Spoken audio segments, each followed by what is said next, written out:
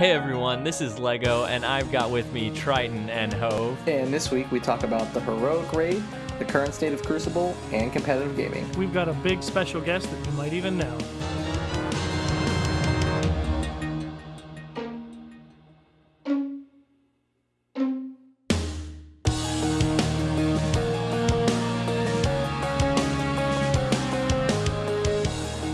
Hey everybody, this is Lego. I'm here with Hov and Triton, and welcome to episode 5 of REZOcast. We are so excited for this episode.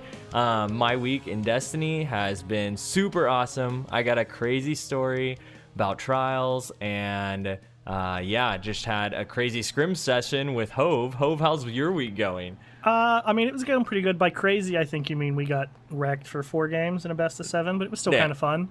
Pretty much. It's been a good week. We got new heroic raid out and some teases, some stuff in the future, so we'll see what's coming down the line. What about you, Triton?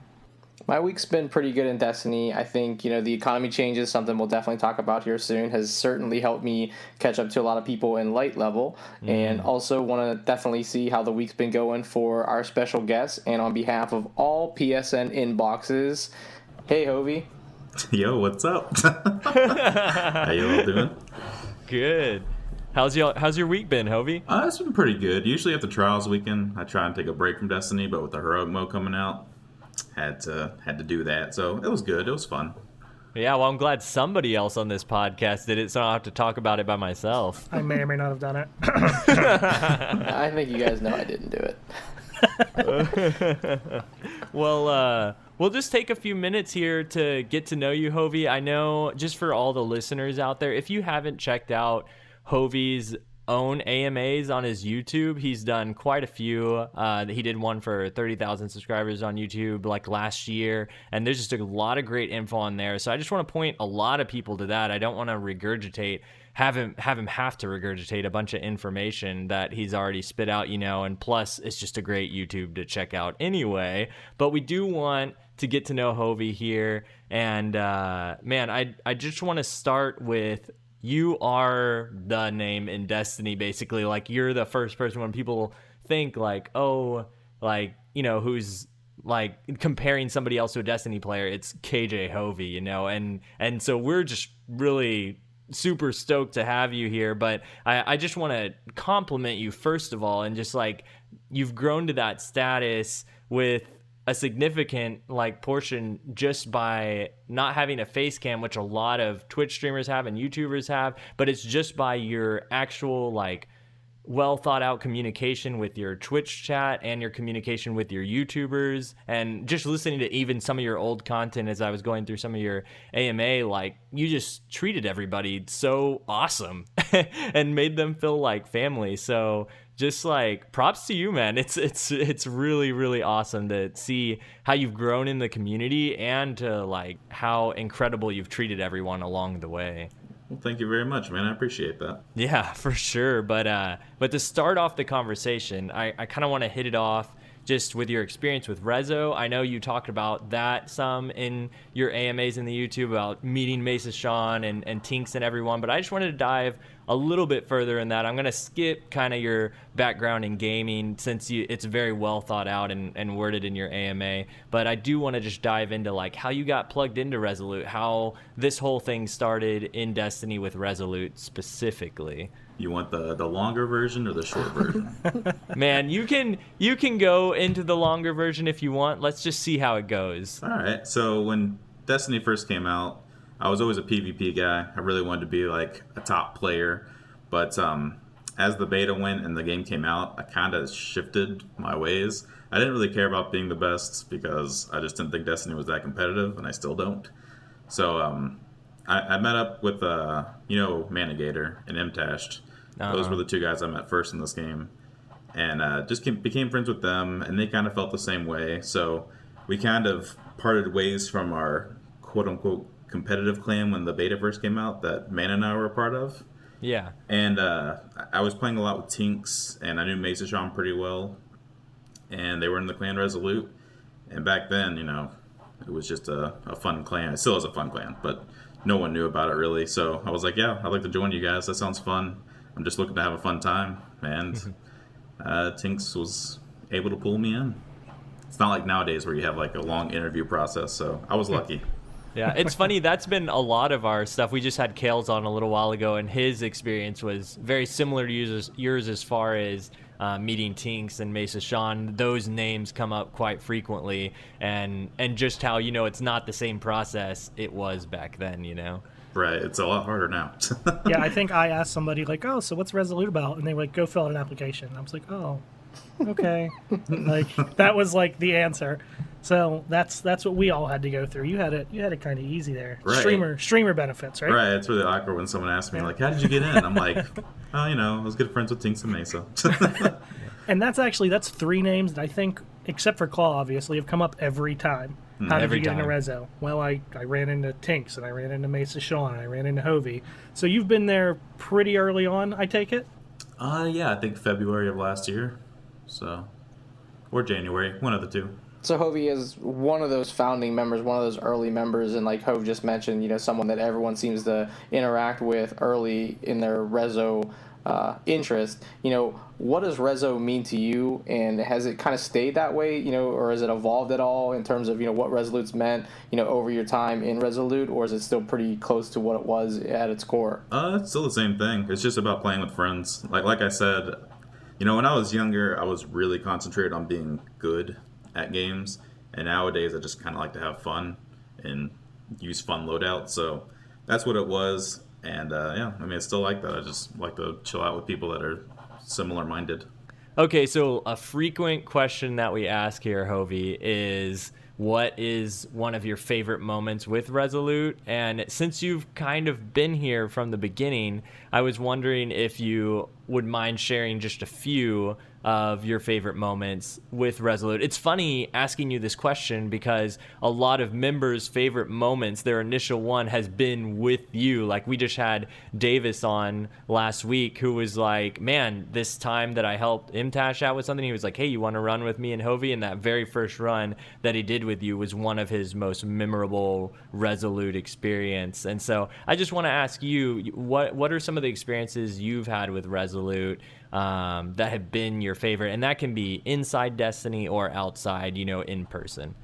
I mean, if I'm being completely honest, it's kind of a generic answer, but it's just meeting everybody and playing with everybody. Like Aaron Davis, knowing his background and his backstory is just awesome. I'm not going to say it out loud because I don't know if he wants that shared, but it's just really cool getting to know him. And yeah, he was on last week. He mentioned all that. That was all brought up. We let him do it too. We thought the same thing. Yeah, every time I have him like on stream, I'm like, I'm not going to tell them because it's kind of awkward. But just getting to hear people's backgrounds. Like Tinks, it was really cool getting to learn that she was like a former Counter-Strike player, like a really big one, and all that stuff, and getting to know her kids and stuff like that. And I would say the biggest moment though so far was getting to meet a lot of people at DestinyCon. I think that was probably my favorite thing. That was a lot of fun. Yeah, it was a lot of fun, and I wish I had thought about the Rezo house earlier because that was a lot of fun, and I should have paid. Oh, you spent a lot of the time there anyway, so but I probably should have paid some. You just didn't physically get teabagged by Claw like Windler. Yeah, so that was pretty awesome. That was probably my favorite that he part. knows of. But anyway, as far as a moment for me, since we're here with Hovey and talking about DestinyCon, it was just really like surreal, weird moment is when you first flew in and we picked you up at the airport. And I was driving, and of course Wendler had to take the passengers, or the shotgun, Wendler. Right. And so it was just this like really weird moment that, for whatever it's been, about a year, all my interaction, hearing Hovey talking to Hovey's been in stream. And he doesn't have a face cam, so you just hear your voice. And you have a very distinct voice. Right. And it was so weird, like, you got in the car and you were sitting behind me, so I still didn't see you, but you were talking, so it was this really, like, weird, like, it felt like being on stream. Like, you were just sitting there and I just heard your, this voice. And it was just, I don't know, it was just really weird for the first time, just sitting behind, just still listening. Right. And not actually seeing you. It wasn't that really weird, though, meeting everybody? Like, yeah, but it felt so, like me and Wendler said, we walked up to each other at the airport, and it was just kind of like, I think I talked to him like twice, and we all just hit it off. Like, everything was so awesome there. Yeah, that's how I felt, too. Going to the Red's house, it just felt like it was family. It was pretty awesome. Mm-hmm. That's really, really cool, man. Well, I'm going to ask a few more Destiny-related questions real quick. I am curious. We talked about like our favorite Rezo moment. What would be your favorite Destiny related moment? And I asked that because like I feel like it varies so wildly from different people. Like for Davis, it was like the first time running through the raid was just the most surreal thing, I think he said, and just everybody, and for him it was even an LFG group, like he wasn't even connected to anybody yet, you know. And so it's really interesting hearing everybody's responses, especially if they're mainly a PvP player and it's a PvE activity. That's like one of the things that stick out to them most. So what would that be for you, do you think? I mean, the raids were awesome, but I'd have to say my favorite moment is probably when this was a long time, not a long time, it was like June of last year. MTash randomly tweeted out to the Dream Team, hey, you guys should take on me, Triple Wreck, and Hovey, and I thought it was like a joke. Because, you know, Mr. Fruit's this huge YouTuber, and me and MTash were tiny. And he was like, sure. And I was like, what? Like, I'm about to do this? And just getting to play the Dream Team in those videos, being in 3 different Dream Team videos was like nuts, and I was so scared to say anything or talk because, you know, like the Dream Team were like idols of mine as far as content goes, and Triple Wreck too. So it was just crazy, and you know, I don't know if y'all remember, but I had like an NLB game against them where I did pretty good, and like everyone was complimenting how like well I did. It's like I didn't even care about that. I was just so nervous. Like, I didn't care about doing good. I just got to play the Dream Team. That's all I cared about, win or lose. Isn't that, I could be wrong, but isn't that where the whole Hovey's a robot thing started? Didn't one of them say you were a robot? Yep, I can't remember if it was Mr. Fruit or Robbie or Blue, but one of them started saying it, and then Blue just, or Mr. Fruit just took off with it. That's awesome. And now a year later. Yeah, if I didn't do well in those games, though, isn't it weird that I would have never had that? Like, just those 3 games or so, or however many it were. It's like, if I didn't do well there, it would all be different. So it's kind of strange.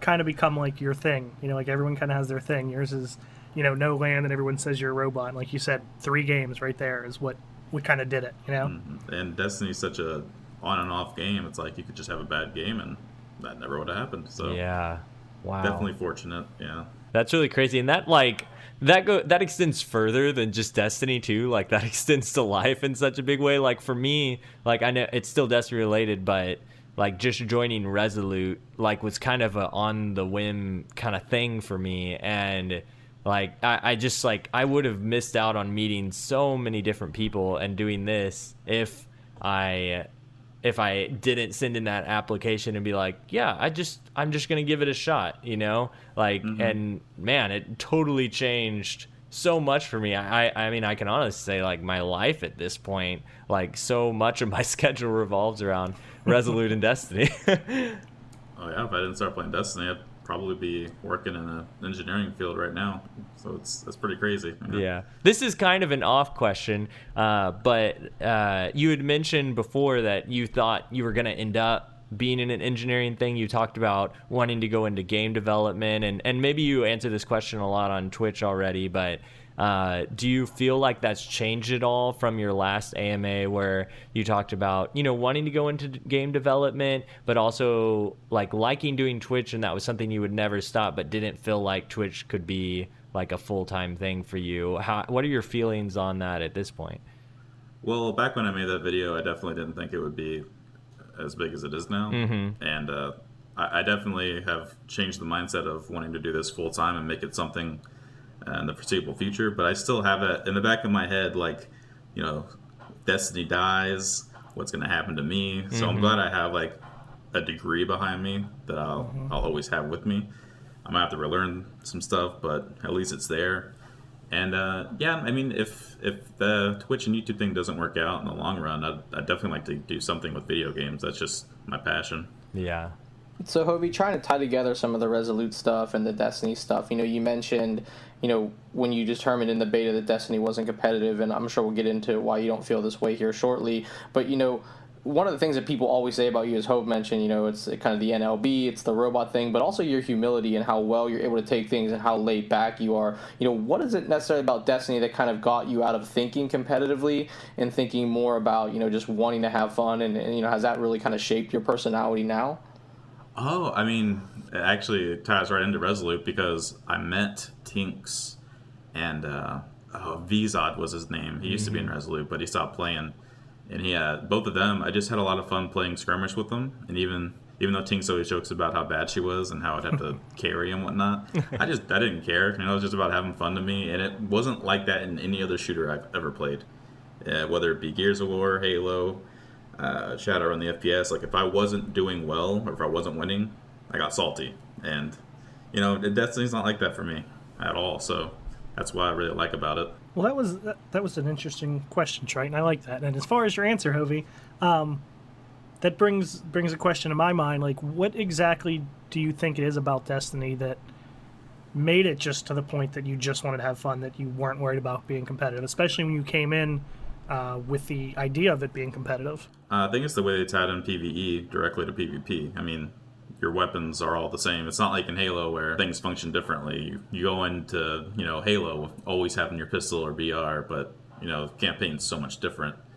And, I don't know, I guess that's what's so fun about it to me is you see progression in PvE and it also counts in PvP. It also helps that Bungie made the game casual. Like, they wanted it to be casual in the beginning, so... even though you're somebody who's known, as mostly a PvP player, and most of your streams are trials help, with Mana and TV and whoever else.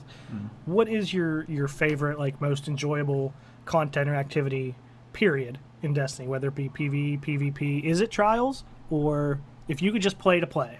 If I could just play to play, it'd probably be private games, which I don't really get to do nowadays because, after you do 30 plus hours of trials in a weekend, you want to play something else. So at least I do. Like, I got Gears of War now. I got, all these RPGs. I'd rather do that during the week. But, if it wasn't for trials, yeah, I'd probably play custom games just with viewers and whatnot. Yeah, I was really curious about that, and it's good, I think, for, viewers who are watching you and stuff to know, you're, making that sacrifice to play trials, which is entertaining for them, but may not be...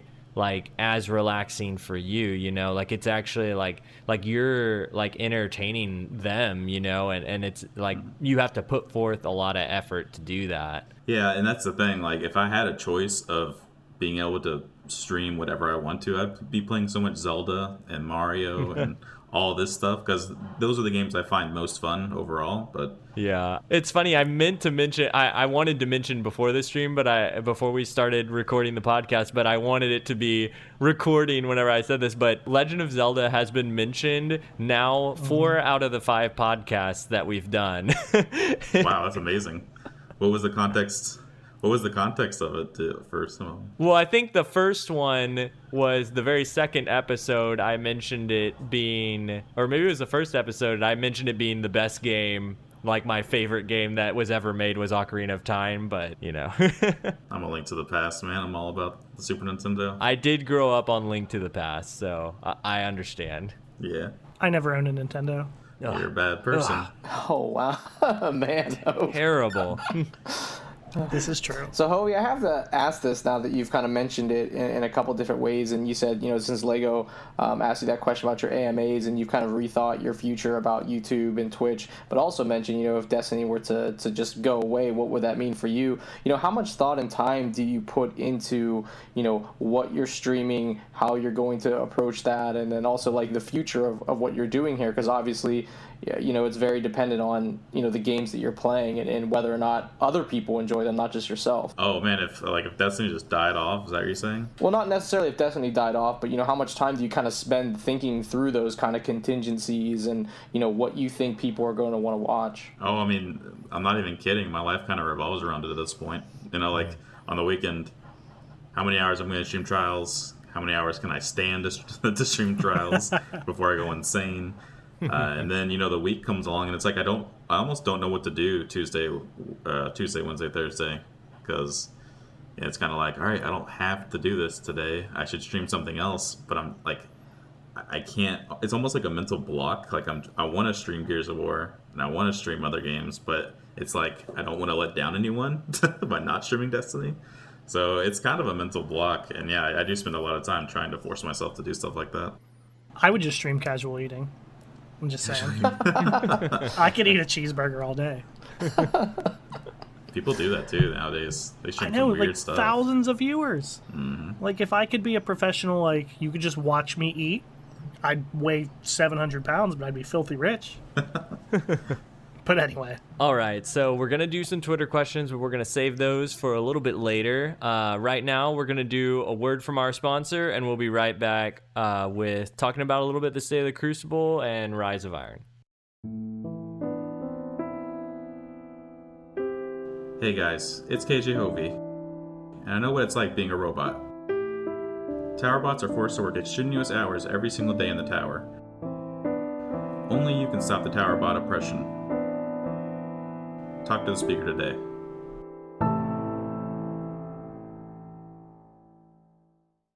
Okay, guys, we're back. We're going to talk about Crucible a little bit, Rise of Iron. First off, I just want to talk about, Rise of Iron in general. Just what do you think about it as an expansion, Hovey? And then we'll kind of move on to some Crucible talk a little bit between the four of us. I mean, I think it's been their best expansion so far. I thought the raid was probably the best one. I know a lot of people like Vault of Glass a lot, but honestly, looking back on it, Vault of Glass had so many glitches and so many bugs. It was so infuriating. Playing it now, it's awesome, but yeah, I would say like straight out the gate, I think this is the best raid. Having custom games or private games, whatever you want to call them, is awesome.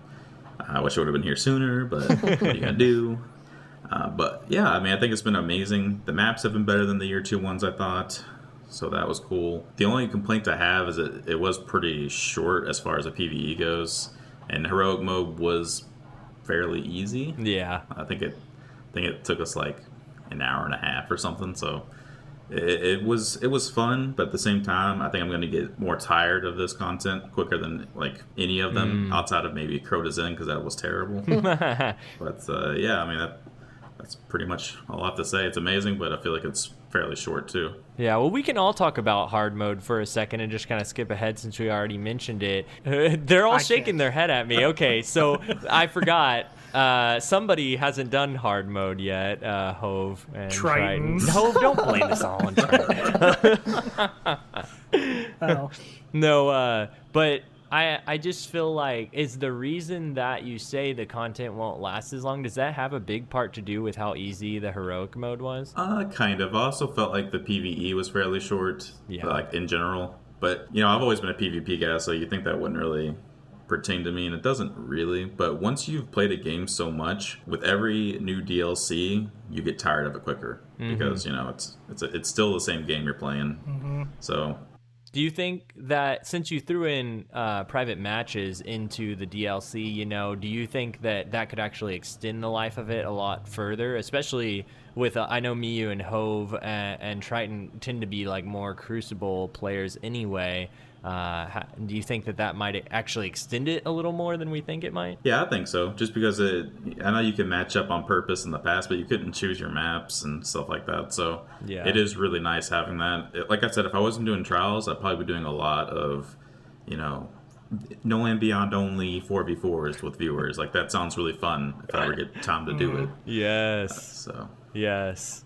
I'm terrible at it, but it was fun when I tried it.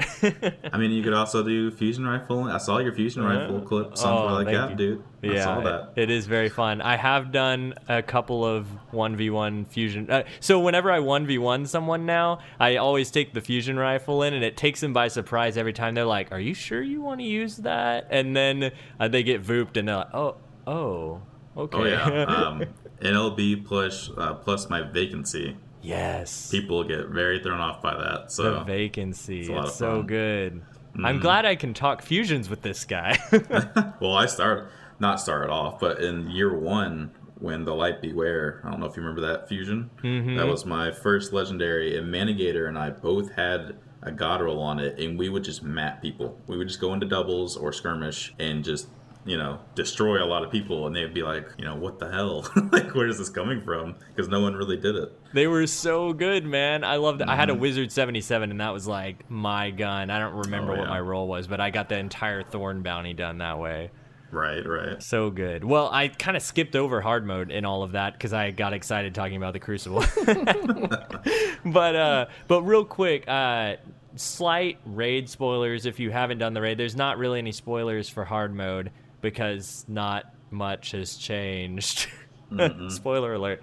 But let's just talk about it for just 1 second. For me, I feel like the hardest part is Vosic, just that second boss. Once you're finally in the first boss that you face with the TV repairman boss.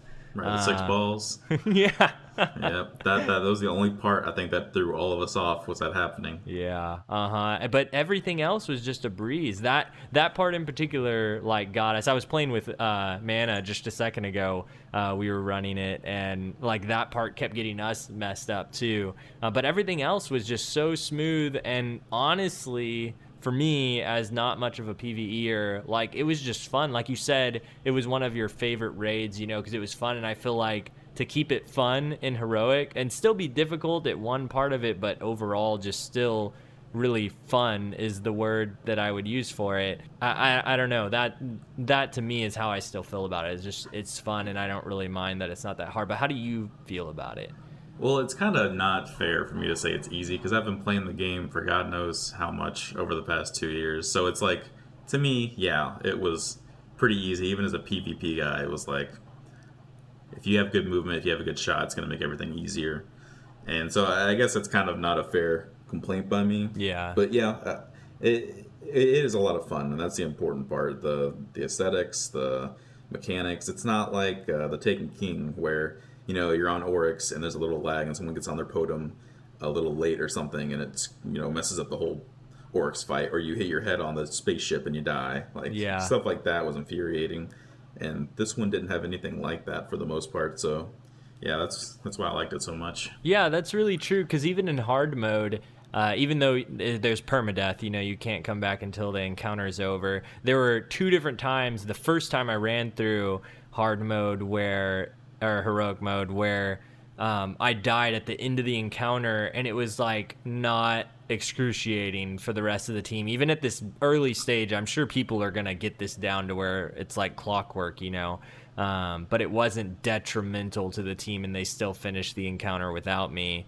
And that's pretty cool. And you're right too. I love that you make a point that we've been playing this game for a long time, and it is harder for some other people. The coordination, you still have to have it. Even in the last encounter, it's like practically all coordination between your teammates, not so much just sitting in a corner and DPSing the boss.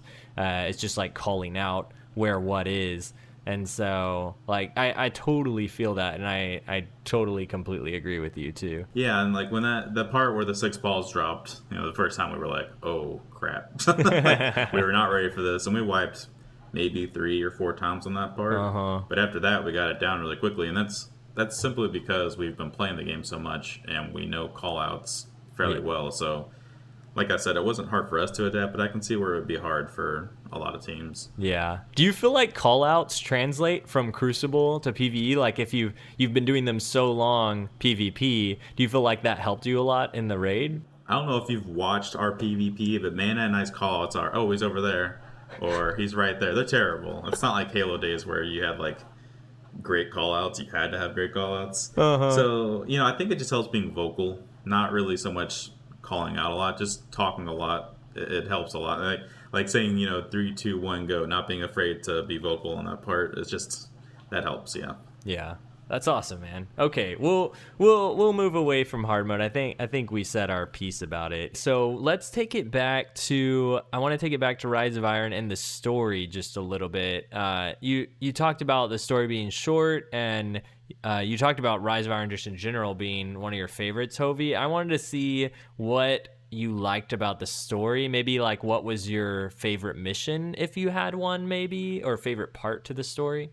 You want me to be honest? Yes, absolutely, 100%. Hit me. Okay, so when it comes to shooters, maybe every shooter I've ever played that has PvP in it, I do not care about the story. Even Halo, that had a huge, fan base for the story, I just don't care. I don't know what it is. I just can't get into it. Like, I'm so used to RPGs where I follow a long story and I really get into the characters. That just doesn't work in shooters for me. So, honestly, my favorite part about it was beating it and being able to do PvP. So I think a lot of Destiny players can relate to that too, because a lot of people are disappointed like when they play such a short story, especially the first Destiny story that left like a lot of open-ended stuff and wasn't really clear about a lot of things. And I feel like for people like me who like play a shooter for the PvP, and you obviously, you know, like that is something that sucks us in way more than the story does and keeps us coming back. Right. Well, with that being said, though, I did think the missions were fun to play, which is important. I didn't feel like that in a lot of Year 2 stuff.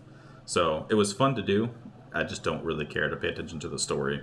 Hear that, Bungie? Huge PvE compliment from Hovey, who doesn't care about first-person shooter stories. PvE, yeah. He thought it was fun, so good job. Well, is there any, other than story, you know, raid, we're going to get to Crucible in one more second, is there anything new, specifically Rise of Iron related, that they've introduced that you feel like you're really in love with, or like, man, this is really cool that was introduced in Rise of Iron? Other than like the custom lobbies that we talked about already. Yeah. I mean, the only thing I can think of is the axe. The axe. Yeah. I thought the axe was actually really cool. Unlike the cannons, like when they first introduced the cannons back with House of Wolves, I think it was kind of lame in my opinion. But the axe, you feel like a badass when you have that thing. So that was cool. I like that. Cool. Well, we'll go ahead and dive full on into the Crucible here. I guess, you know, one of the questions that we were wanting to ask you was, you know, your current thoughts on the current meta, all the changes that have been made. Just how are you feeling? It is a very broad statement, but like, how are you feeling about the Crucible right now in the current meta? It's a hard question because in terms of what's fun and what's competitive, it can be two different things. Mm-hmm. I feel like it's actually more fun from a perspective where you use more stuff, because Year 1, like, you know, if I wasn't using Last Word or Thorn, I felt like I was losing. Or not losing, but I feel like I was at a disadvantage. Right. And so in this meta, I feel like I can go, you know, Grasp of Malik one game, Ace Luna one game, you know, Hawksaw, Doctrine or Passing sometimes. I can switch around a lot of guns and still feel decent, if that makes sense. Yeah. You can still be successful with those. Right, but at the same time, now that hand cannons have this, they mess with the range, you have more quote-unquote ghost bullets, which is not really ghost bullets, it's a bloom effect. Yeah. That makes it less competitive because you have RNG built into the game more, and that's not good. So, like, from a competitive standpoint, I feel like it got worse, but from, like, a fun perspective, I actually like it more just because I feel like I can go with NLB and just... NLB sidearm trials is so fun to me now. And it always was fun, but nowadays with the flinch nerf, it made NLB better because NLB didn't get that nerf. So, yeah, that's what's fun. Man, I don't know how I never even thought about that during all these sniper rifle changes. I was thinking about, like, you know, the old raid sniper and how at first it wasn't changed for the Taken King. And then eventually that came too, I think. But... I didn't even think about NLB sometime. Not, I just like, oh, this is what I've always used. I never thought about it being like, hey, I can actually hit those shorter ranges easier with NLB than anybody else can right now if you're using that gun. Yeah, and people always ask on stream, they're like, how did you hit that shot? Your flinch is everywhere. And it's like, if you have a mental image of where the reticle is, you just go there because it's still, it doesn't really get affected by it. So, wow. Yeah. Pro tip, guys. For real. The same thing when you jump from like a high height. You know how when you land, like your reticle goes like really far down or up? You actually shoot straight still, from what I can tell. So dang, yeah. First off, I just wanted to agree with you on what you were saying about it being more fun in that you can use so much, you know, and still do decent at it. You know, me and Hover and Triton were talking about this during one of our, I can't remember if it was one of the first podcasts or we were doing a bunch of test runs just to get used to, you know, podcasting, and that was one thing that we all really agreed on was like, man, I feel like I can use anything and still have fun with it, you know, like whether it's a pulse rifle, a scout, hand cannon, even with some of the changes, hand cannons are still really great close up, you know, and or, you know, whatever, you know, so that's really cool to hear it coming from you too. Yeah, and I heard someone recently say, like, they made those hand cannon changes simply because they were too good, and it's like, I wish they didn't do that because it makes it random, but at the same time I see where they're coming from. There's just so many variables in PvP to the point where it's like you can't really make it completely balanced at this point. Something's going to dominate, so... Yeah, and it's interesting Bungie's take on it, too. They've explicitly said before that they like weapons to go through waves seasons, I think they called it. Yeah. There we go, Hov. Yeah. So, and like, I know some people, like I've said it before on the podcast, but I've known some people before that have quit the game because they just can't take being good at something and then it going away and not being good at anything else and having to compensate and change. But I don't know. I find it kind of fun still. Right. Yeah, I kind of like, I'm not into it for the whole competitive thing, but just for the fun factor. I know how I am. If they kept everything the same, I'd pick a gun, I'd get good with it, and I'd probably never use anything else. And, now with this, when hand cannons are good, I use hand cannons. And when pulse rifles are good, use pulse rifles, and so on and so forth. And it really kind of forces you to use different stuff at times. That's the good thing about No Land Beyond is 99% of the community thinks it's just a piece of shit. So I decided to try and get good with that, and then, they'll never touch that. So yeah. I think they're just working on making everything else seem as bad as No Land Beyond. That's what they're going pretty much. for. It's so funny, too, how you were, like, the first guy to really be like, no, this is really good. Like, y'all don't understand how good this gun is. Because everybody, it was the joke, the troll weapon, and you clarified it is not. Well, like, don't get me wrong. If you're good with a normal sniper, it's going to be better than No Land, just because No Land still is, like, a lesser version of a sniper. But at the same time, it's a primary that can one-shot. So if your shot's on, you're going to get kills. Right. Like, that's just how it is. Well, it reminds me of your motto, like you kind of, not motto, but kind of mantra, I guess, that you go by. That's you were talking about on a previous thing, a Get to Know Me video, where it was like, growing up, I think it was maybe... Halo 3 was where it started. Maybe it was one of the games before that. It was one of the Metro or Metroid games. Metroid Prime Hunters, you did your homework, man. Yeah, dude. So on one of those games you were talking about, you learned like that a sniper, is the easiest way to kill someone quickly from any distance. And so you just decided to become really good at that, and you did in that game, and that translated to Halo 3 and then into this. And so it's just interesting to see you followed through with that into No Land Beyond, where you have, unlimited, you have primary ammo all the time, and it's accessible to you all the time, and you can still use a secondary, whatever you're going for. And you were just like, you know what? This is the best strategy because I can use this sniper all the time and one hit kill someone from any range. So I'm going to learn how to be great at it. Yeah. Well, like I said, though, it's not so much that it's like the best, because I do think I'm better in the long run if I do, grasp a Malik and a sniper or hand cannon and a sniper. Like, I think I'd perform better if I'm used to that setup. But yeah, like you said, it's a one-shot kill. So in trials, you almost always have ammo for your no land and your sidearm because you spawn with it. Mm-hmm. So it's not only that it's good, it's fun to me. That's like the important part. I like to have fun. So yeah. That's good. Do you think that if we would have stayed in the trials meta where we didn't have special ammo and it didn't spawn until later, that maybe it would have actually been the best to use no land and sidearm? Maybe. Well, are you talking about if we're back in year one? I thought it was the beginning of year 2 where they took out special out of trials at the beginning. Am I like totally making something up right now? Yeah, I think it was year 2. Yeah, no, you're right. There was a moment in there where you had no special and they backed away from that immediately. Yeah, I do think No Land Beyond plus sidearm probably would have been even better at that point. Mm-hmm. Yeah, it's interesting. Yeah. You could have had fun and dominated. Oh, yeah. That would have been amazing. Not that you don't now.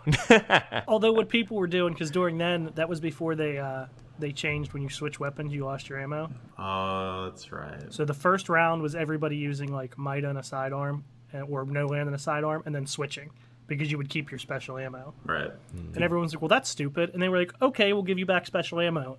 And you can't keep it when you switch. Like, you could have just done one or the other. Yeah. But anyway, different point. They changed it, though, to where when you switched, you lost the ammo. So right. It's like they kind of erased what they did in two different ways. Right. They could have done one or the other and solved the problem. And they were like, we'll just take it back and we'll go do this, too. Yeah. It was very confusing. Yeah. I wonder what the meta would have become if they would have left in the no special for the starting and then added in that whenever you switched, you lose all your ammo, what that would have become. If people would have kept with their sidearms like the entire match, or if they just would have gone with the shotgun and tried to play it out for the special.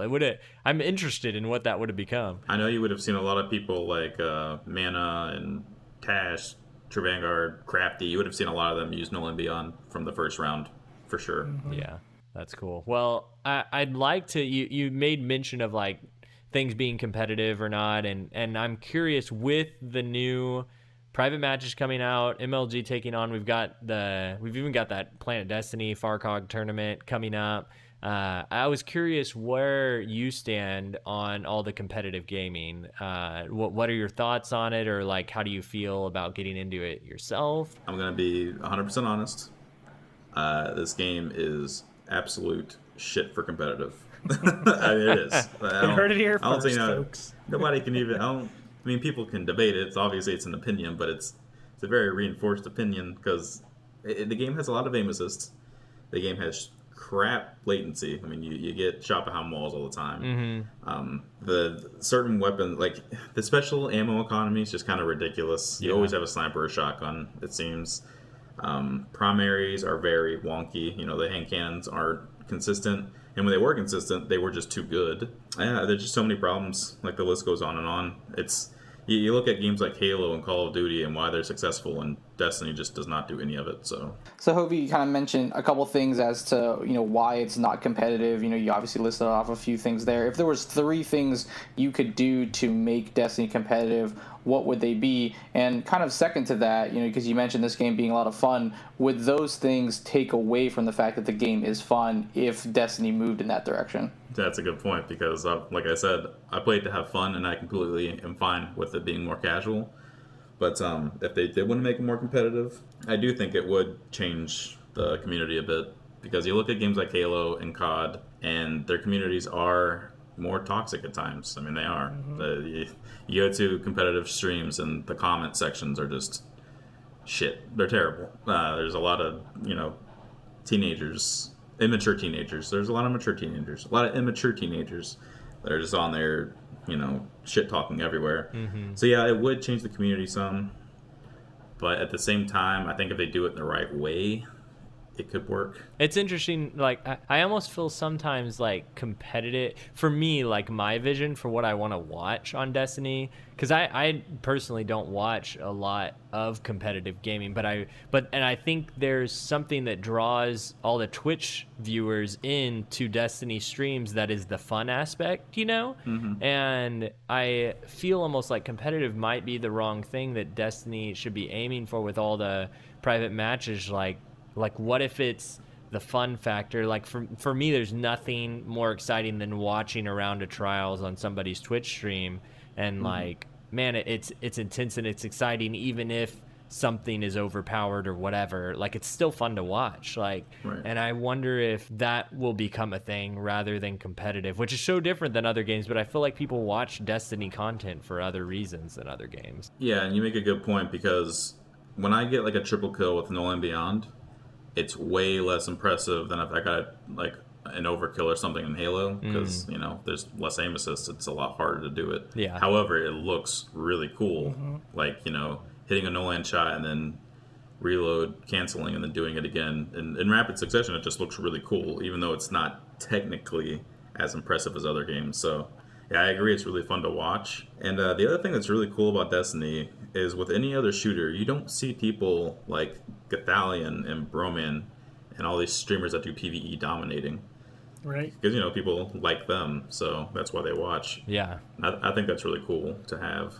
Well, I think a lot of it, like you said, it's a lot of fun to watch, and I think a lot of that comes from, the vast mobility options and the supers and the crazy grenades and everything. Mm-hmm. But with the whole, competitive side of it, even if it never becomes a real competitive game, I think they're probably looking at it because, Activision, if I'm correct, owns MLG, correct? Right? Mm-hmm. Right. So, I mean, they're in it to make money. So if mm-hmm. people are watching it, that MLG event, there was some ridiculous amount of people watching it, and from what I understand, there was like a Halo tournament going on at the same time, and there was like 3 times as many people watching the Destiny thing. Right. So even if it's not by the truest sense competitive, I think you're going to start to see a lot of the tournaments and stuff like that show up just because people are going to watch it and people are going to make money from it. Yeah, and there will be tournaments like they have now. They have all these like $1,000 tournaments. Yeah. But I don't see it ever going like COD championships or Halo championships level until they make changes. And it goes back to what Triton was asking. What changes do I think they should make? And I mean, first off, you don't mind if I go into this? No, absolutely. Go ahead. We're curious, yeah. Okay, so first off, they need to have actual custom games. They need to let you be able to change the map around, take out explosives, stuff like that. Limit certain things like the ammo boxes, move ammo boxes around, all that stuff. You need to have a lot of customization like Halo does, basically, and Call of Duty. And then also, I would say reducing aim assists, but at the same time, it's hard to just say that because it's just such a hard game to balance overall because you have such fast movements. So, if someone's Titan skating around and you lower aim assist on snipers, it's going to be really hard to hit that guy. So, yeah, it's hard to really say. Like, the custom games thing, for sure, they need to improve on. And latency, they need to get better servers, I guess. But balancing, like, the actual guns and stuff, it's a hard topic because there's just so many variables. Do you... I'm curious with all the competitive talk and private matches and everything. Do you have any feelings about like the rules that are coming up for these competitive tournaments to kind of like fit in and make it more competitive? Are you just so far off like it's just not competitive, so I don't even think about it? Or do you have opinions about these rules that are coming out? I hear about these rules and I'm like, yeah, that makes sense. I agree with that. But at the same time, I'm like, there's so many other things they aren't like really looking at. Yeah. Like, Yeah. And I think part of the problem is a lot of people in the sweats community, and there's, I'm not trying to be mean or anything, but a lot of those guys have no prior experience in competitive gaming. Yeah. And it's a lot of mid to young teenagers that are, trying to make these rule sets. And like I said, nothing against them. Like, I'm really happy they're trying to do that. But, in order for the game to get really competitive, they need something like people with prior experience in competitive gaming to really look it over and test stuff out. You got to test stuff. You can't just be like, I think this rule will work. Yeah. Let's go with it. Like, Makes sense. That's not how it works. Yeah. Yeah, it makes complete sense. Well, Hovey, I'd like to go kind of one level down here and just kind of tying in some what Hov talked about a little bit with the fact that it is a business. People are there to make money, as well as your just last comment on the fact that you need people who have competitive gaming experience.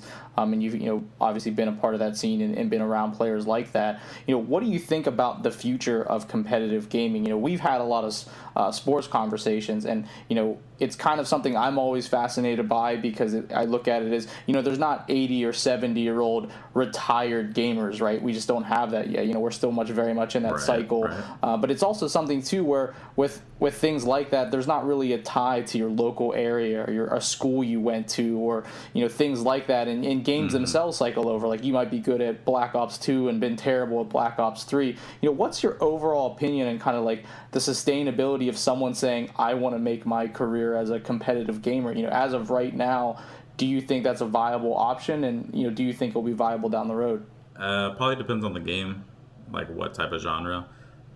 Just being a pro gamer, I do not think it's a good, like, long-term thing. I think if you're going to go that route, you have to look into broadcasting afterwards. You have to look into being a streamer, being a YouTuber, because it kind of piggybacks off that. Like, an example of a player that has retired would be a guy named Walshy. He was a big Halo pro.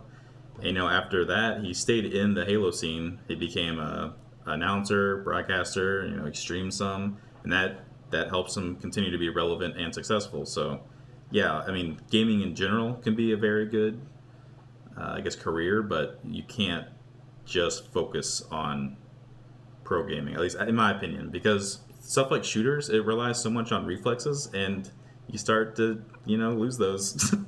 Like, you pair up a 30-year-old to a 15-year-old, that 15-year-old is probably going to be quicker. It's interesting you saying all that, because it reminds me of other, like, I feel like being a professional gamer basically, like, is similar to, I can relate a lot in the music industry. Like, there you can say like, oh, I'm gonna make it this big, like doing whatever, but like I have what I consider like one of the best consistent jobs as a musician where I have 2 like gigs that I have every single week that pay a lot of bills, but at the same time it's like I work another like part-time job to support that, and then at the same time I also do wedding videography, and it's like it's just like to do what you love sometimes you have to have these other things that like help sustain it. And I don't know, it just reminded me whenever you were talking about like, man, you can only do it so much, you know, or do it for so long, even in that guy's scenario that you were giving an example of. Right, and a good example of this, actually, do y'all know what Optic Gaming is? Mm-hmm. I mean, those guys, yeah, they're professional gamers, but they're building a huge general fan base where, you know, they get a lot of views on their vlogs and their general gaming content, to where, you know, if one of them decides to retire, they'll still have a lot of support as long as they keep up with those YouTube channels and streams. So yeah, they'll always have that. It's like making it sustainable, making it something more than just your person. Right. Well, I just want to point out, Trey, you know, you said we don't have 70 and 80-year-old retired gamers yet. I do want to point out that we do have 70 and 80-year-old gamers, though. We had 2 of them on last week on the podcast, Rally and Davis. So I just want everyone to know, 70 and 80-year-old gamers, they exist. Oh my gosh. That's mean, dude. I mean, Rally named the episode The Old Men of Rezo, and that was like our thing, so, you know, it fits. I blame Rally. Well, Hovey's defending them. Well, I mean, looking at my own community within Twitch, I have a lot of people that are subs. Like, there's a guy named Country. I love Country. Who I've grown close to, and he's, you know, about 40. And I actually have a guy who is subbed to me on his account, and his son is also subbed to me. Wow. So that's really cool. Petricus family, that's really cool. So, like, you have a lot of these gamers that, and oh my god, little story, sorry. We ran into some people, me, True Vanguard, and a couple others. I think Mana was there. We ran into these people, this guy at the Archon's Forge, and we wanted him to invite some of our friends so we could get a big group going. Yeah. And we invited him into the thing, and he did what we asked, and he was like talking to us about how he just started playing games like 6 months ago because he's on disability. Oh. And he has like, he said he's like 60 plus years old with like 7 kids and like 20 grandkids or something, and we were just like, holy crap. It was amazing. So that's awesome. Yeah.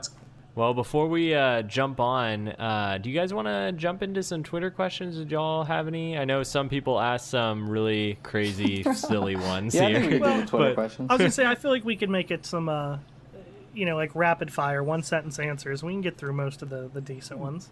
Okay, that sounds good. That sounds feasible. Well, I just want to start off with one since we just mentioned him. From Country to Hovey, what is your thought process in map movement when you're in a 1v3 in Trials? Just a quick, what do you look for? All right, I try to get separation. I try to lure them into chokeholds to get a 1v1. So like if they try to flank me, basically pinch off. Like if 2 of them come at me, I'll probably try to keep running or take a quick snipe and then keep running. If they try to pinch off and flank me, I'll try and take one of them on head on. That way it's like a 1v1. Mm-hmm. And then after that, if I get the kill, I try to run away, reheal. And yeah, that's basically it. So basically try and get a 1v1 situation. Right. And you have revives too, so that can come into play, but don't go straight for the revives because if they're decent, they're going to know that. From Guillermo, another Rezo bro, which meta did you enjoy the most? Gilhermo. Yeah, I'm sorry. I'm sorry, Gilhermo. He told me about that the other day. Gilhermo? What was the question? I was just focused on saying that. Which meta did you enjoy the most? Oh, which meta? It's a hard question. Like, right when the game first came out, I actually really liked that meta, like the Xeros regime. Yes. That was actually pretty fun looking back on it. People didn't like it, but nowadays I thought it was pretty good. The meta right now I enjoy, even though it's not necessarily the most competitive. I think it's fun having so much diversity. Yeah. But yeah, I'd have to say like when the game first came out and the current one. I'm kind of I'm just putting my 2 cents in here. I'm like torn between like both the things that Hovey said, because I agree with everything that he said, but there's something in me that loves the pulse rifle meta. Like using the Nerwins was so fun with the super stability, and man, I kind of miss it. The year one time on target. Yes, the time What's on target. my baby? Yes. Don't tell Ian Raw. I always make fun of him because I say I found that weapon even though he did. So I always joke with him about that. But the pulse rifle, all the metas have had something I liked about them. Even when Thorn and Last Word were just ridiculous, using Last Word was pretty awesome feeling at times. Pretty ridiculous, yeah. Yeah, in a good way. Tapping people. Space Cowboy. Yeah. All right, a really serious one. Chibi Kim asks, is mayonnaise... the mayonnaise one. Yeah. Oh, man. He read ahead. What do we do? I lurked. All right. That one was just so ridiculous. It is ridiculous. But I thought Kale's response was funny, though. No, it's a gender. It's a gender. What is the question, though? I forget. I just remember. Is mayonnaise an instrument? It's the best instrument, by far. You hear that, Kim? Who's your favorite Power Ranger? In the original? Yes. I've only seen the original. Okay. That's the only Power Rangers I know. Black. Yes. Black Power Ranger. Deal. And growing up, I didn't think anything of racism. And then when I was like, Black Power Ranger is my favorite, they're like, wow, you racist? Because, the original Power Rangers, the black one was black, the blue one was the nerd, the pink one was very girly, the yellow one was Asian, the red one was a redneck. Yeah. It was so bad. It was so bad. Man, I've never even thought about that. But I really liked the guy who played the Black Ranger. He was in a few Disney movies I really liked. Disney One movies are the called best Brink. movies, let's be honest. Do you remember the Brink? Brink, movie? I was just going to say that. He That's was my in that favorite. movie. He was awesome. Was he really? Yeah, he was one of the friends. Yeah, he was. Brink was my favorite one, by the way, anyone who's listening. That was a good one. I have to jump in on this Power Rangers one because, as you guys saw last week, I have like something signed behind me by like every one of them except Trini because she died. So I've met every one of the original Power Rangers, which would include the Black Ranger. The Green Ranger was my favorite, but Hovey's talking about the Black Ranger. Tommy, he got somewhat famous, didn't he, for a while? Yeah, he's an MMA fighter, and he still does a lot with the Power Rangers, and he did like this My Mighty Morphin Life on YouTube series. So. Him and Triton talk every once in a while. So we text, it's I thought one of them left for tax evasion, honestly, but I don't know if that's true. But anyways, the Black Ranger, I met him at Steel City Conho, so you should know these. These are just in Monroeville. So I met him, and he was actually missing one of his fingers, and it completely threw me off, and he was actually missing this forever.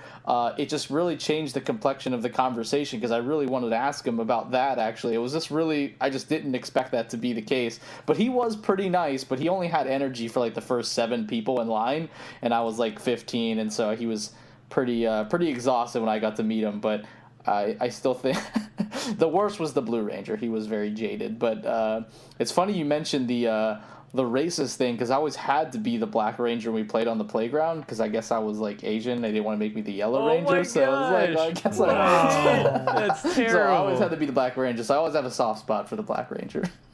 I just thought the guy was awesome. Yeah. The guy who played him, he just genuinely seemed like a really cool guy. Did anybody play the Power Rangers game on Sega? I played both I of played them. the Super Nintendo Yes. one. The Super Nintendo one was amazing. One of them The was fighting like game? one of them was like a Streets of Rage, Walk the Streets, and then there was another one that That's was the one. a one like a Street Fighter type fighter. The Streets of Rage one, that style Yes, when you just was so good. you could like throw a car at people. It was amazing. They're pretty much remaking the Streets of Rage one. Are they really? Like you can, it's coming out. I think early next year you could download it on PSN. It's just like that. Totally gonna stream it. Coming soon, the Streets of Rage podcast. I'm totally downloading that. But anyway, back on track quickly. Sorry. Wow, you want to no, get us excited? Talk about a Power Ranger. I know, right? Okay, Tech Doc. We all know Tech Doc, Rezo House. Yes. Do you have any advice for smaller streamers out there? Oh, the advice I always give, and I feel like people don't like to hear it, is YouTube. Like, I started off on YouTube. YouTube's great because you can make a video, throw it out there, try and spread it around some, and, a week later it can catch fire, or, you can get a few subs from it randomly.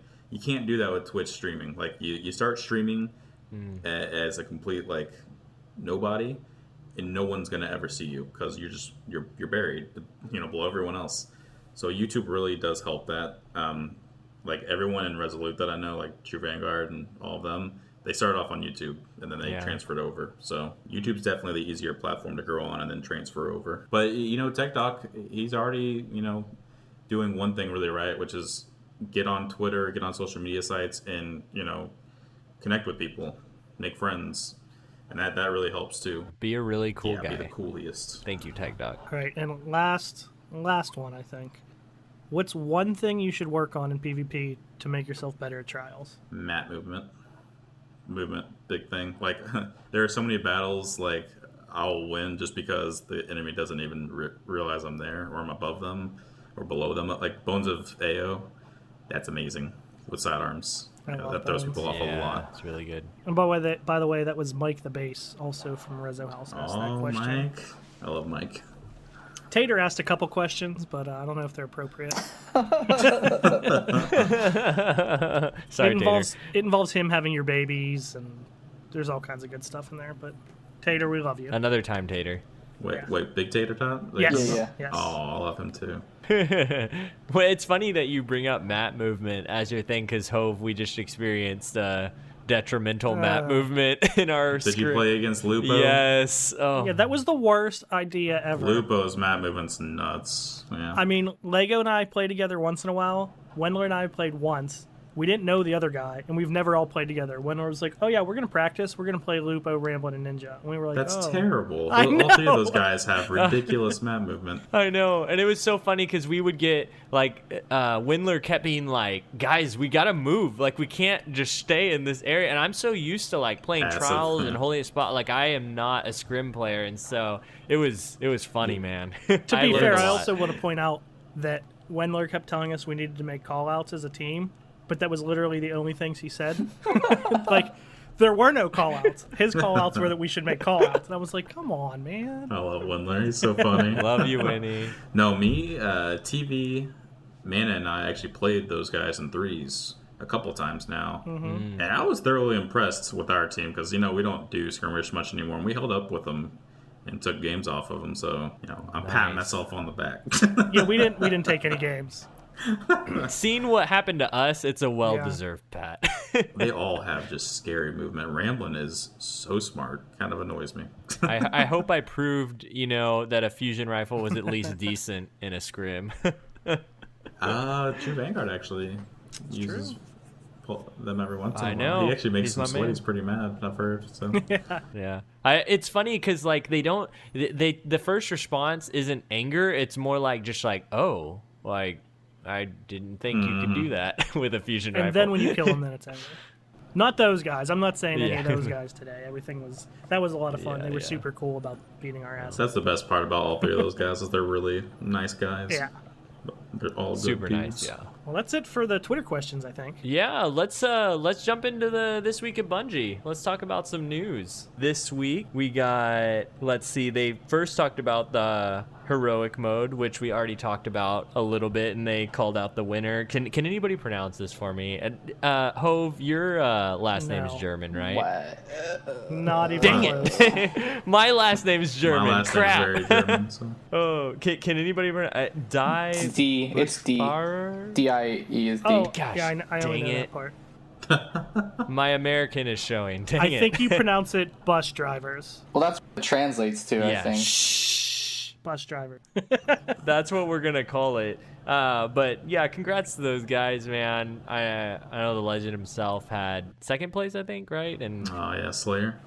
yeah, Slayer, yeah. And man, it was just cool just to see just some other clan who practiced, and Claw said on the first episode of REZOcast, he was like, like it's Resolute's podcast, but we really want to, like, there are other clans out there who are freaking awesome, and don't sit around like and just like think that you need to play by yourself for any reason. Like join a clan, like get in a group. Like, these guys just got together. I was reading the Q&A they had with Deej, and it was like, yeah, we just got together and practiced and got our routine, and they got first, and it's awesome. And they had some really cool ideas. The only thing that I wanted to say about it was somebody made a comment about the warlocks using the transversive steps for to carry the parts. To carry the parts on the Death Zamboni, and I thought that was like,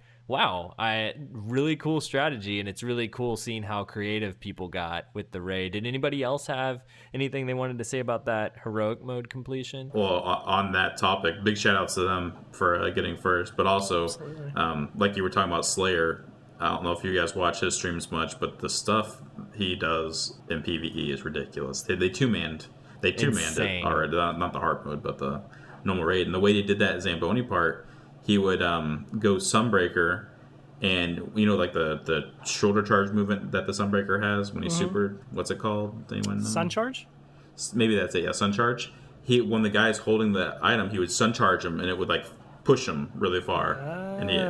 Wow. Yeah, so that was pretty nuts. Dude, the things he thinks of like are crazy. Just watching him throughout every single raid, how he just gets so creative with everything. Yeah, the thing that really, it may have not been the most impressive thing he ever did, but do you remember when the Black Spindle mission first came out and it was damn near impossible? Oh, yeah. And then the next day they were like... That's one of the things that I think about. Oh yeah, Slayer Age sold it. And there was like 3 people going in. Remember Dado and Holtzman were doing Black Spindle carries for months, and Slayer Age was just soloing it. Just chilling. Just casual soloing. Yeah. Like, I'm bored. I'm going to go solo the hardest thing in Destiny. Well, they hit up some other new things. They talked about Festival of the Lost coming, but they also talked about some new ornaments coming for some weapons, which look pretty cool. They showed pictures for the white and black Red Death and Bad Juju. That's what I'm super excited about. They had one for Thorn too, but I think the Thorn one looks pretty much about the same. But what do you guys think? Were there any that stuck out to you guys? Do they have a No Land Beyond one? Oh, man, I'm so sad to say. Don't hate me. I haven't seen it yet. Oh, I don't care. All right, moving on. No, but one thing that was really cool is they do have the Last Word in Black Spindle one that they mentioned, which is not, they didn't show any pictures for it, but it was really interesting because they talked about Festival of the Lost coming, and then like they mention the Red Death and the Bad Juju ones, and then after that there's another paragraph that mentions the Last Word in Black Spindle, or don't worry, they're coming too, along with, and they made a Sparrow Racing reference right there as well. And it made me think like these ones, SRL. Yeah, well, it made me think that, these ones, the Bad Juju and Red Death, are kind of like Festival of the Lost themed, like they're kind of like real gloomy looking and stuff. Both of them have Blood like a bunch and of bones. Exactly, yeah. Right. And it made me think like, are they gonna put a Sparrow Racing League like version like ornament on the Last Word or Black Spindle? Because that would look pretty freaking cool, I think. Yeah, I'm interested to see those, like a Last Word with SRL on it. That'd be pretty cool. Yeah. I'd definitely be down for that.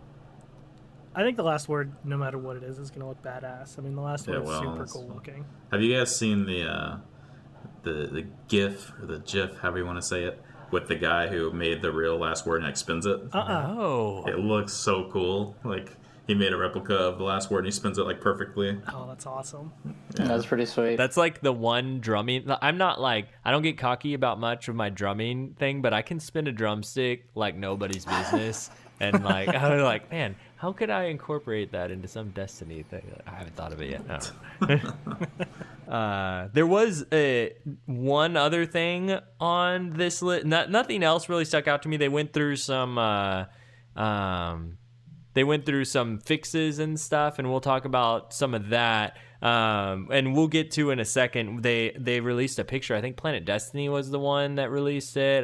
Maybe they released it officially somewhere. I haven't seen it, but it was like a picture of all the stuff coming in Festival of the Lost, or at least a glimpse of it. Yeah. But real quick before I jump into that, because that wasn't in the weekly update, or dang it, I keep calling it that. The This Week at Bungie. In the fixes that they made, there was one that for the Take a Strike in the record book, the completion, like we've all been complaining about, you can't do heroic strikes for it. You actually have to go into the normal Siva strikes to do it. And now finally you can complete it using the heroic strikes. So No more going into that. I'm so thankful. Well, Hovey doesn't have to worry about that. He does all the strikes. That's all he does is strikes. Big Oh, PvE yeah, that's all player. I do strike carries. Well, just real quick before we completely move on, I did want to talk about the little picture that they put out, that Planet Destiny put out, or maybe it was somebody else. Somebody correct me if I'm wrong. But it showed a pic of a sparrow that was coming. That was like, it was like all glowy and electric and green. That looked really freaking cool. It was just the icon. All you could see was the icons of all this stuff. But it looked really fantastic. A couple of new masks and stuff, but that along with like, I think it was like 3 new shaders or something. So there's like a lot to look forward to, I feel like, between the ornaments and the masks and shaders and sparrows. So I'm pumped. Yeah, I really like the looks of all that stuff, but I'm also too lazy to get any of it. So I don't know. Yeah, I was going to say, like, it looks cool, but Yeah. at the same time, I don't care. Yeah, and like if someone was like, "Here, do you want to put this on your gun?" I'd be like, "Yes, it looks badass." But guess how many ornaments I have? 0. Not a single ornament. I have no ornaments. Nothing. I got, like, an ornament for my Zalo Supercell, and I put it on, and I was like, that's cool, but it's, like, I'm, like, thinking about it for, like, 5 seconds, and I never think about it again. Yeah. So, Well, to be fair, that was the Supercell. yeah, that's true. Oh, if I get the Hawk Moon one, I'll think about it for a while. Freaking Yes, fires that is flames out of it when you shoot it. Well, that one looks unique. That one's Yeah. not, like, well, not just unique, but it has a unique characteristic to it. Yes. So, Yeah, I can see where you'd like that one. I love that. Or the truth one. I use truth all the time in PvP just to like get the Scrub. heavy out of the way and destroy everyone. I wish I could have bought the gold one, but it cost freaking 25 silver dust to buy it whenever Zur had it. Oh my gosh. Hovey, I wanted to ask you, with the Festival of the Lost and stuff like that and Sparrow Racing League, does that kind of stuff, you said like, it doesn't really matter, like ornaments and stuff like that. Does it at all like rejuvenate just a little bit of the game for you whenever you see content like that the live team's doing put in there? I don't want to be mean because I appreciate what they're doing, and it does bring a lot to the table for some people, but I did like 2 SRL races when it was out, so. Yeah, it's like for you would much rather see the live team like do a new map for Crucible. Yeah, exactly. And, like I said, I don't want it to be about me, though, because I understand they're working for everybody, and a lot of people loved SRL, so like it makes me happy seeing that people get that content. But personally, no, I just don't really care for stuff like that. Yeah, well, it's cool. It's interesting to hear everyone's opinion, and Claw had your opinion as well. He was like, we don't even need to talk about that. Yeah, we weren't allowed. I had a funny story that I just want to tell just while we're talking about the the Festival of the Lost. So last year, when it came around, I like had it. This was back before I moved to a monitor, and I had the PS4 on my main TV. And I had like the volume up and everything, and the tower music changed, and there were like screams in the background and stuff like that, But I don't know if I had the music off and it was only the sound effects or what was going on, but it was low enough to where you couldn't hear anything else, but you could kind of hear those screams. And we heard one, like me and my wife were talking, and I had turned the TV off, but the PS4 was still on in the sound bar, and all of a sudden she's like, did you hear that outside? And we kind of live out in the country a little bit. And so like, she was like, what is that? No, we need to go outside and look, 'cause I think somebody's hurt or something. So we like rush outside, and we're like looking around. And then I was like, oh my gosh, it's the freaking game. That's awesome. Yeah, I may have had a time where strange sounds in a speaker that I didn't know where they were coming from really scared the shit out of me, but it may or may not have also involved marijuana. So I'll tell you guys that story later. But I was really scared one time. Now everyone knows why this show has adult content. Hov. Just saying. Just saying. There was one thing I was surprised that wasn't in this update, or at least in the fixes. I don't know.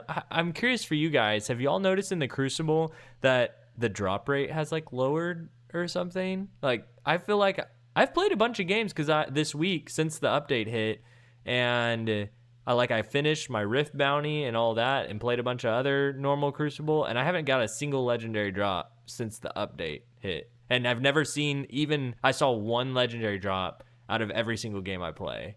and I don't know, it just seems weird. I think Iron Banner was pretty good with the drop rate overall. I think most people were happy, so you saw it a lot. But I played like 8 games of Control the other day, and just the bottom guy got the legendary every time. So to me, it seems like things is working as intended. Okay. I guess they thought we were too happy with the Iron Banner, so they had to cut back a little. Yeah, maybe I just got too good at drops during Iron Banner, and so RNG was like, no more. You can't have that Matador yet. Sorry. That might have been your bad RNG the last couple days, because I know just since the update, on top of other things, I've had at least one Ice Luna and one Matador drop in the last 3 days. They were both garbage. I threw them off both the away. podcast. What are you doing? Yeah, I'm jealous of you guys because I feel pretty much forced into playing Trials. Yeah. And like I said, after I'm done with Trials, I don't want to play Destiny again until Trials. It's a sad truth. So I don't really want to farm for a Matador or a good Ace Luna. Well, I feel like it's funny because I feel like both ranges of players, like whether you're the big time the like hardcore streamer who has to play Trials all the time, or if maybe you don't have that much time to play Destiny and you live for Trials on the weekend, like both of those sides don't get to get the regular Crucible loot. It's so weird because sometimes my week's like that where I just don't have time to go into the Crucible no matter, and then on the weekend that's all I do is Trials, get as many runs in as I can.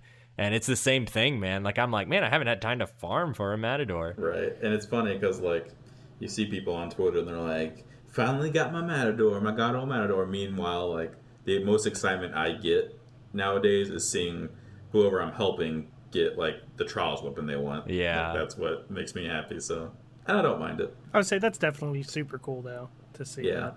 Especially when you guys do, like, the Virgin runs, especially now in year 3. Some of those people are so excited. It's awesome. Yeah. Well, it's funny because, like, half of the people we've taken through have been complete virgins, not just year 3. Not just Destiny. What? Yeah, not just Destiny. But no, it's been awesome because, like, every run we do, someone, like, I feel like everyone gets the Blind Perdition every time. That's really cool. Yeah, which is the one you want. So, well, I feel like we've kept you here long enough, Hovey, and we really like immensely appreciate you coming on. I feel like any Twitch streamer or content creator, whether you're doing YouTube or anything like that for Destiny, who commits their time to coming onto a podcast when you could be using that time for your own content, I'm just so grateful that you decided to come on, man, and so we really appreciate it. Want to thank you from all of us, man. Thank you so much for being here. Oh, dude, it's my honor, man. Plus, I'm getting paid for this, right? Yeah, we'll talk after the show. No, but seriously, I do it for fun. Like, I'm not just doing it because, I feel like I owe you guys. It's my Resolute dudes. I have fun doing this. I have fun talking, so. Thanks, we do appreciate it. We know that a lot of your day is spent making YouTube videos. A lot of time. But thanks for taking some time out of that. But yeah, Triton will get you a check in the mail. It'll be in his name. Sure. Yeah, Claw from Resolute should be writing that. So, I'll DM him and make sure. Good. I'll be expecting it next week. Thank you guys, everyone who's listening and everybody who's tuning in, whether on iTunes, YouTube. If you enjoyed the episode, man, just feel free to leave us a review or subscribe. Man, we'd love to have you keep listening. We have a lot of great guests lined up. Next week, we have Tinks herself, who we talked a lot about at the beginning of this podcast. What? So excited to have her on next week. Let's just close out and tell them where we can find each other. I'm Lego. You can find me on Twitter and everywhere else at Lego Lay Flash. That's Lego LE Flash. Hov, where can they find you? You can find me same thing: Twitch, Twitter, YouTube. Hov76 HOV76 Triton. Yeah, pretty much similar to Lego and Hov. You can find me on YouTube, Twitter, and Twitch. All under Triton, please, and the please is with a PLZ. And what about you, Hovey? My name's KJHovey. You can find me at KJHovey on Twitter and YouTube and Twitch. I was gonna make a joke about being Hov as well, but yeah, I was gonna interrupt and say no. I already went. Yeah. Well, you can also find REZOcast on Twitter at REZOcast. And man, we would love to hear from you, hear your comments on the show, or just, questions for our guests or our polls every Wednesday. Don't forget to check out Team Resolute at www.teamresolute.com, on Twitter at Team Resolute, and on Twitch at twitch.tv/ResoluteGaming7. Well, thanks so much for being here, guys. We appreciate it, and y'all have a good week. GG's, guys. And you too. GG's. Sweet. Don't stop recording. Or believing. Please Or believing. Don't stop Or believing. don't stop. Yeah. I had a question. Yeah. It evaded me just now. I saw you thinking, and I was like, Stopped your recording. I'm sure you did restart everything, but it's cool if you just start yours again whenever. I'll fit it in.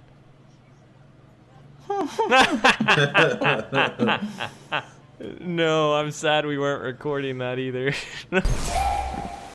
Yeah, everything just freaked out, and there was just Lego stuck on my screen real big for like 5 Hey, minutes. it's not terrible, right? Yeah, could have been Triton. Wow, Hov. Oh. Wow, Damn. Rip. Really get into the characters. That just doesn't work in shooters for me. So, honestly, my favorite part about it was beating it. I'm right there with you. I really like beating it too.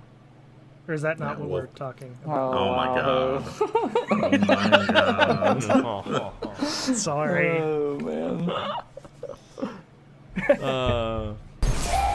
But the axe made you feel like a bad AS. Are we allowed to say bad? Yes, you I can just say talked whatever about you beating want. it. And this week we talk about the heroic raid, the current state of Crucible, and competitive gaming. Fuck. Why every time? I didn't even get to say anything. Oh, I kind of wish Hovey was still here for that. I stuttered in there. Son of a bitch.